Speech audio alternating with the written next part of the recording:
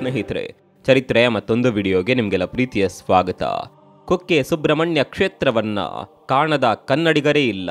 ನಮ್ಮ ಕರ್ನಾಟಕದ ದಕ್ಷಿಣ ಕನ್ನಡ ಜಿಲ್ಲೆಯ ಸುಳ್ಯ ತಾಲೂಕಿನಲ್ಲಿರುವ ಈ ಸುಪ್ರಸಿದ್ಧ ದೇವಾಲಯವು ಕೋಟ್ಯಂತರ ಭಕ್ತರನ್ನ ಪ್ರಪಂಚದ ಮೂಲೆ ಮೂಲೆಯಲ್ಲೂ ಹೊಂದಿದೆ. ಕುಕ್ಕೆ ಸುಬ್ರಹ್ಮಣ್ಯ ದೇವಾಲಯವು ಅತ್ಯಂತ ಶಕ್ತಿಯುಳ್ಳ ದೇವಾಲಯಗಳಲ್ಲಿ ಪ್ರಮುಖವಾದದ್ದಾಗಿದೆ.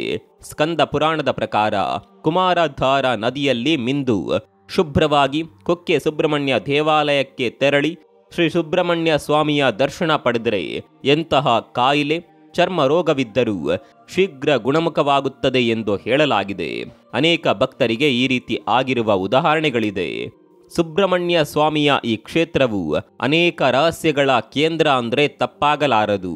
ಅನೇಕರಿಗೆ ತಿಳಿಯದ ಅದೆಷ್ಟೋ ರಹಸ್ಯಗಳು ಈ ದೇವಾಲಯದ ಬಗ್ಗೆ ಇದೆ. ಇಂದಿನ ಈ ವಿಡಿಯೋದಲ್ಲಿ ದೇವಾಲಯದ ಪ್ರಮುಖ 10 ರಹಸ್ಯಗಳನ್ನು ತಿಳಿಯೋಣ ಬನ್ನಿ.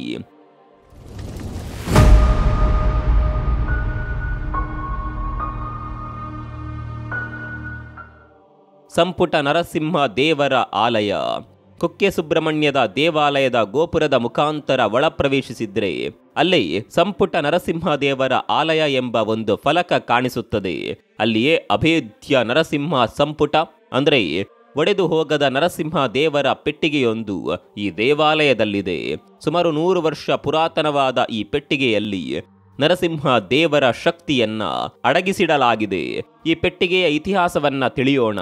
ಮಧ್ವಾಚಾರ್ಯರು ಹಿಮಾಲಯಕ್ಕೆ ತೆರಳಿ ವ್ಯಾಸ ಮಹರ್ಷಿಗಳನ್ನ ಭೇಟಿ ಮಾಡ್ತಾರೆ.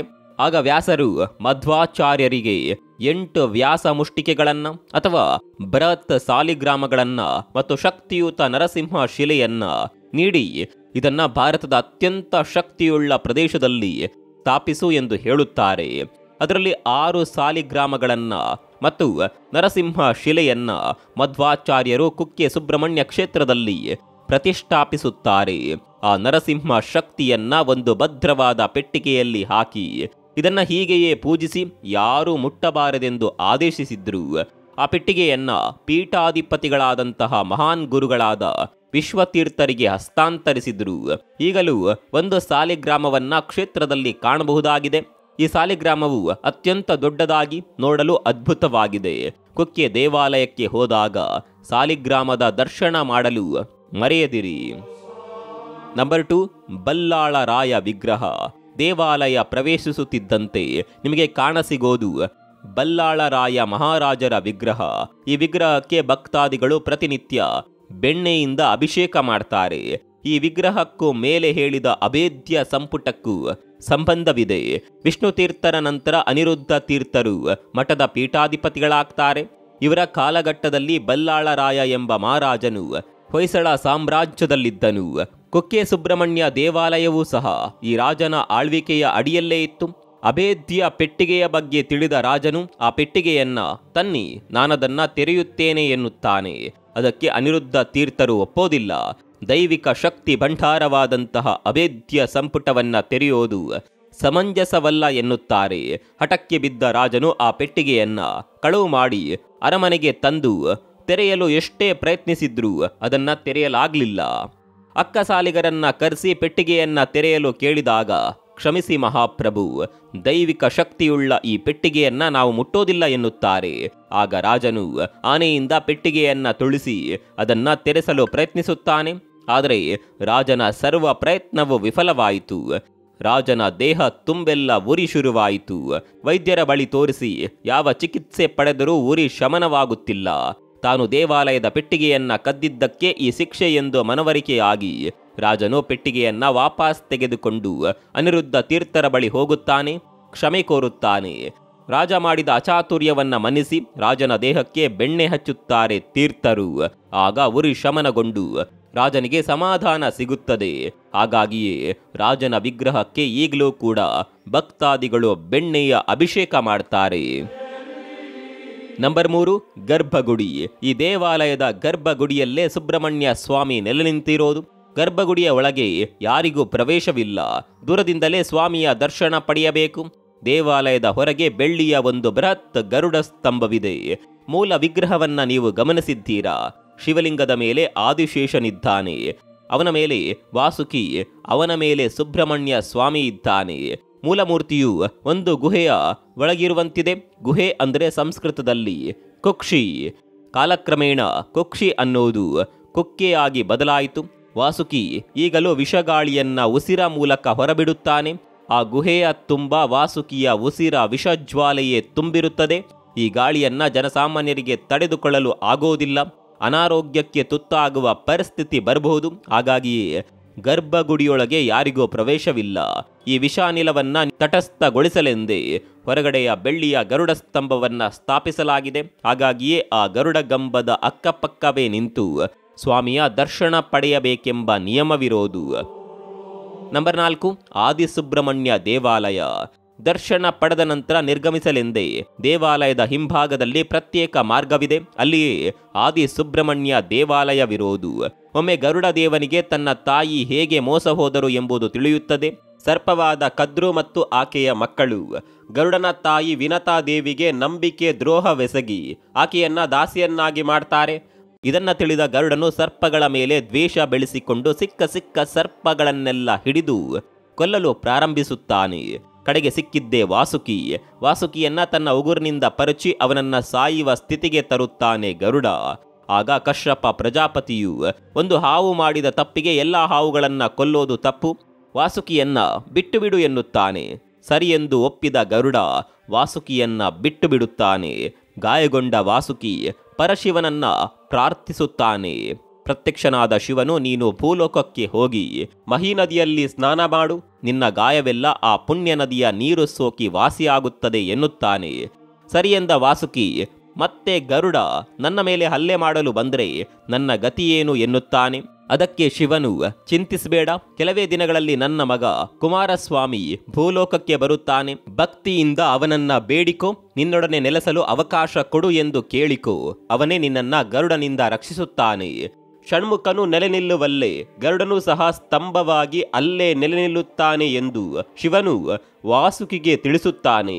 ಅಂತೆಯೇ ಭೂಲೋಕಕ್ಕೆ ಬಂದ ವಾಸುಕಿ ಷಣ್ಮುಖನಿಗಾಗಿ ತಪಸ್ಸು ಮಾಡುತ್ತಾನೆ. ಹೀಗೆ ವಾಸುಕಿಗೆ ಮೊಟ್ಟ ಮೊದಲ ಬಾರಿಗೆ ಷಣ್ಮುಖ ದರ್ಶನವಿತ್ತ ಜಾಗವೇ ಆದಿ ಸುಬ್ರಹ್ಮಣ್ಯ ದೇವಾಲಯ. ಸುಬ್ರಹ್ಮಣ್ಯ ಸ್ವಾಮಿಯು ವಾಸುಕಿಗೆ ತನ್ನ ಜೊತೆಯಲ್ಲೇ ನೆಲೆ ನಿಲ್ಲುವಂತೆ ಸೂಚಿಸುತ್ತಾನೆ. ಹಾಗಾಗಿ ಕುಕ್ಕೆ ಸುಬ್ರಹ್ಮಣ್ಯ ದೇವಾಲಯದ ಗರ್ಭಗುಡಿಯಲ್ಲಿರುವ ಸುಬ್ರಹ್ಮಣ್ಯ ಸ್ವಾಮಿಯ ಜೊತೆಗೆ ಆದಿ ಸುಬ್ರಹ್ಮಣ್ಯ ದೇವಾಲಯದಲ್ಲಿರುವ ಸ್ವಾಮಿಯನ್ನ ಕಂಡರಷ್ಟೇ ನಿಮಗೆ ಸ್ವಾಮಿಯ ದರ್ಶನ ಫಲ ದೊರೆತಂತಾಗುತ್ತದೆ. 5ನೇದು ಬಿಲಾದ್ವಾರ. ಆದಿ ಸುಬ್ರಹ್ಮಣ್ಯ ಸ್ವಾಮಿ ದೇವಾಲಯದಿಂದ ಎಡಕ್ಕೆ ಹೊರಟ್ರೆ ಅಲ್ಲೊಂದು ಬಿಲಾದ್ವಾರ ಕಾಣುತ್ತದೆ. ಅಲ್ಲಿಯೇ 2 ಗುಹೆಗಳಿದೆ. ಒಂದು ಗುಹೆಗೆ ಎಲ್ಲರೂ ಹೋಗಬಹುದು, ಮತ್ತೊಂದು ಗುಹೆಯೊಳಗೆ ಜನಸಾಮಾನ್ಯರು ಯಾರೂ ಕೂಡ ಹೋಗಲಾಗುವುದಿಲ್ಲ. ಈ 2ನೇ ಗುಹೆಯೊಳಗೆಯೇ ವಾಸುಕಿ ಸುಬ್ರಹ್ಮಣ್ಯ ಸ್ವಾಮಿಗಾಗಿ ತಪಸ್ಸು ಮಾಡಿದ್ದು. 6ನೇಯದ್ದು ಕುಮಾರಧಾರ. ಕುಕ್ಕೆ ಸುಬ್ರಹ್ಮಣ್ಯ ದೇವಾಲಯವಿರೋದು ಕುಮಾರಧಾರ ಎಂಬ ಅದ್ಭುತ ನದಿಯ ಬಳಿಯೇ. ಗಂಗೆಯಷ್ಟೇ ಪವಿತ್ರ ಮತ್ತು ಪಾವನ ಈ ಕುಮಾರಧಾರ ನದಿ. ವಾಸುಕಿ ತನ್ನ ಗಾಯ ವಾಸಿಯಾಗಲು ಮಿಂದ ಮಹಿ ನದಿಯೇ ಕಾಲಕ್ರಮೇಣ ಕುಮಾರಧಾರ ಆಗಿ ಬದಲಾದದ್ದು. ಈ ಪುಣ್ಯ ನದಿಯಲ್ಲಿ ಮಿಂದರೆ ಪಾಪ ಕರ್ಮಗಳು ನೀಗಿ ಯಾವುದೇ ಕಾಯಿಲೆ ಚರ್ಮವ್ಯಾಧಿ ಇದ್ದರೂ ವಾಸಿಯಾಗುತ್ತದೆ. ಈ ನದಿಗೆ ಕುಮಾರಧಾರ ಎಂಬ ಹೆಸರು ಬರೋದಕ್ಕೆ ಒಂದು ಸ್ವಾರಸ್ಯಕರವಾದ ಕಥೆಯಿದೆ. ಶಿವನ ಮಗ ಕುಮಾರಸ್ವಾಮಿ ಅಥವಾ ಸುಬ್ರಹ್ಮಣ್ಯನು ತಾರಕಾಸುರ, ಸುರಪದ್ಮ ಇತ್ಯಾದಿ ಅಸುರರನ್ನ ಕೊಂದು ತನ್ನ ಶಕ್ತಾಯುಧಕ್ಕೆ ಅಂಟಿದ ರಕ್ತವನ್ನ ತೊಳೆಯಲು ಮಹಿ ನದಿಯ ಬಳಿ ಬರುತ್ತಾನೆ. ಈ ನದಿಯಲ್ಲೇ ಕುಮಾರನು ರಕ್ತದ ಧಾರೆಯಿದ್ದ ಆಯುಧವನ್ನ ಶುಭ್ರಗೊಳಿಸುತ್ತಾನೆ. ಹಾಗಾಗಿಯೇ ಈ ನದಿಗೆ ಕುಮಾರಧಾರ ಎಂಬ ಹೆಸರು ಬಂದದ್ದು. 7ನೇದು ಬೃಂದಾವನ. ಸುಬ್ರಹ್ಮಣ್ಯ ಕ್ಷೇತ್ರಕ್ಕೆ ಈವರೆಗೂ 40 ಮಠಾಧಿಪತಿಗಳು ಆಗಿದ್ದಾರೆ. ಪ್ರಸ್ತುತ ವಿದ್ಯಾಪ್ರಸನ್ನ ತೀರ್ಥ ಸ್ವಾಮಿಗಳು ಮಠಾಧಿಪತಿಗಳಾಗಿದ್ದಾರೆ. ಹಿಂದಿನ ಮಠಾಧಿಪತಿಗಳಲ್ಲಿ ಕೆಲವರ ಪಾರ್ಥಿವ ಶರೀರವನ್ನ ಈ ಬೃಂದಾವನದಲ್ಲಿ ಇರಿಸಲಾಗಿದೆ. ಈ ಜಾಗ ಧ್ಯಾನ ಮಂದಿರವಾಗಿಯೂ ಕಾರ್ಯನಿರ್ವಹಿಸುತ್ತದೆ. ನಂಬರ್ 8 ಸರ್ಪ ಸಂಸ್ಕಾರ. ಆದಿ ಸುಬ್ರಹ್ಮಣ್ಯ ದೇವಾಲಯದ ಬಳಿಯೇ ಸರ್ಪ ಸಂಸ್ಕಾರವೆಂಬ ಜಾಗವಿದೆ. ಯಾವುದೇ ರೀತಿಯ ಸರ್ಪ ದೋಷವಿದ್ದರೆ ಇಲ್ಲಿಗೆ ಬಂದು ಸರ್ಪ ಸಂಸ್ಕಾರ ಮಾಡಿಸಿದ್ರೆ ಸಾಕು, ಸರ್ಪ ದೋಷ ನಿವಾರಣೆಯಾಗುತ್ತದೆ. ಕುಟುಂಬದಲ್ಲಿ ಯಾರಾದರೂ ಹಾವನ್ನ ಕೊಂದಿದ್ದರೆ ಆ ಪಾಪ ಪರಿಹಾರಕ್ಕಾಗಿ ಸರ್ಪ ಸಂಸ್ಕಾರ ಮಾಡಿಸಲೇಬೇಕು. ಜಾತಕದಲ್ಲಿ ರಾಹು ಕೇತುಗಳಿಂದ ದೋಷ ಉಂಟಾಗಿದ್ದರೆ ಆಗ್ಲೂ ಕೂಡ ಸರ್ಪ ಸಂಸ್ಕಾರ ಮಾಡಿಸಬೇಕು. ಈ ವಿಶೇಷ ಪೂಜೆಯಿಂದಾಗಿ ಒಳಿತನ್ನ ಕಂಡ ಅನೇಕರಿದ್ದಾರೆ. ಸಂತಾನ ಭಾಗ್ಯ, ಉತ್ತಮ ಆರೋಗ್ಯವೂ ಸಹ ಈ ಪೂಜೆಯಿಂದಾಗಿ ಲಭಿಸುತ್ತದೆ. ಸೆಲೆಬ್ರಿಟಿಗಳಾದ ಸಚಿನ್ ತೆಂಡೂಲ್ಕರ್, ಅಮಿತಾಬ್ ಬಚ್ಚನ್, ಶಿಲ್ಪಾ ಶೆಟ್ಟಿ, ವೆಂಕಟೇಶ್ ಪ್ರಸಾದ್, ಶ್ರೀನಾಥ್ ಇತ್ಯಾದಿ ತಾರೆಯರು ಸರ್ಪ ಸಂಸ್ಕಾರವನ್ನ ಈ ಕ್ಷೇತ್ರದಲ್ಲಿ ಮಾಡಿಸಿದ್ದಾರೆ. 9ನೇದು ಬ್ರಹ್ಮರಥ. ದೇವಾಲಯದ ಗೋಪುರದ ಬಳಿಯೇ 2 ರಥಗಳಿದೆ. ಅದರಲ್ಲಿ ದೊಡ್ಡ ರಥವನ್ನ ಬ್ರಹ್ಮರಥ, ಚಿಕ್ಕ ರಥವನ್ನ ಪಂಚಮಿ ರಥ ಎನ್ನುತ್ತಾರೆ. ಸುಬ್ರಹ್ಮಣ್ಯ ಷಷ್ಠಿಯ ದಿನ ಬ್ರಹ್ಮರಥದಲ್ಲಿ ಸುಬ್ರಹ್ಮಣ್ಯ ಸ್ವಾಮಿಯ ಮೂರ್ತಿಯನ್ನ ಅತ್ಯಂತ ವಿಜೃಂಭಣೆಯಿಂದ ಮೆರವಣಿಗೆ ಮಾಡಲಾಗುತ್ತೆ. ಅದನ್ನ ನೋಡಲು 2 ಕಣ್ಣುಗಳು ಸಾಲದು. ಈ ಮೆರವಣಿಗೆಯ ಸಂದರ್ಭದಲ್ಲಿ ಒಂದು ಗರುಡ ಪಕ್ಷಿಯು ಆಕಾಶದಲ್ಲಿ ಬಂದು ರಥಕ್ಕೆ ಪ್ರದಕ್ಷಿಣೆ ಹಾಕಿ ಹೋಗುತ್ತದೆ. ಇದು ಸಾಕ್ಷಾತ್ ಗರುಡನೇ ಎಂದು ನಂಬಲಾಗಿದೆ. ಈ ದಿನವಲ್ಲದೆ ಮತ್ತೆಂದು ಗರುಡ ಪಕ್ಷಿಯನ್ನ ಅಲ್ಲಿ ನೋಡಲು ಸಾಧ್ಯವಿಲ್ಲ. ನಂಬರ್ 10 ಸಿದ್ಧ ಪರ್ವತ. ದೇವಾಲಯದ ಹಿಂದೆಯೇ ಕುಮಾರ ಪರ್ವತ ಎಂಬ ದೊಡ್ಡ ಬೆಟ್ಟವಿದೆ.